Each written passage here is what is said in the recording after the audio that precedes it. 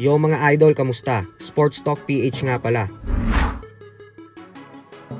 Ang pahayag ni Inoue, pag-usapan natin yan mga idol.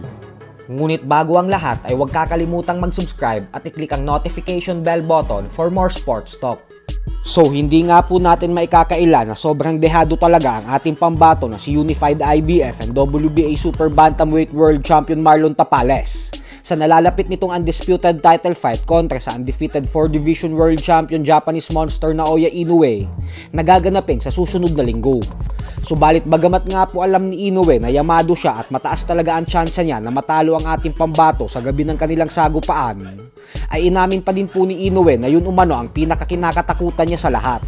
Paliwanag ni Inoue na hindi niya daw talaga ina-underestimate at minamaliit si Tapales kasi natatakot daw siya pag naiisip niya na baka makatsamba sa kanya ang ating pambato at tuluyan siya nitong matalo. Bagay na masyadong pangkaraniwan at madalas mangyari sa mga boksingerong magagaling kapag nagiging overconfident ang mga ito, tapos masyado nilang minamaliit ang kanilang mga kalaban. Nangyari na po ito sa ilang mga kilalang boksingero, katulad kay 2-division World Champion Teofimo Lopez, kung saan masyado nitong minaliit ang Noy heavy underdog na si George Kambosos Jr. hanggang sa pinabagsak siya nito sa first round ng kanilang bakbakan at naipatikim sa kanya ang kauna-unahan niyang talo sa kanyang buong professional boxing career. Bukod kay Teofimo Lopez, ay nangyari din ito sa current undisputed super middleweight world champion Canelo Alvarez, kung saan nasilat din siya ng heavy underdog na si undefeated WBA light heavyweight world champion Dimitri Bivol magdadalawang taon na ang nakakalipas. Kaya naman dahil dyan ay sinabi ni Inoue na magdodoble ingat daw talaga siya kay Tapales at hindi niya ito bibigyan ng pagkakataon na magkaroon ng kumpiyansa na kaya siya nitong talunin. Kumbaga ay plano ni Inoue na sa umpisa pa lang ng kanilang laban ay tatanggalin niya na agad ang kumpiyansa ni Tapales at ipapakita niya dito na mas malakas talaga siya.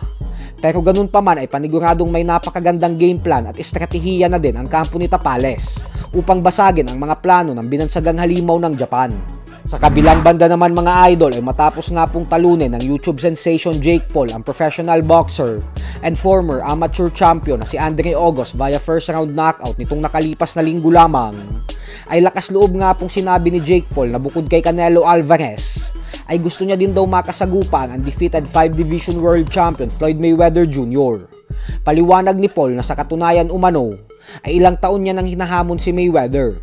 Sinubukan niya pa daw dati magpadala ng kontrata at offer dito, subalit hindi daw pumalag si Mayweather.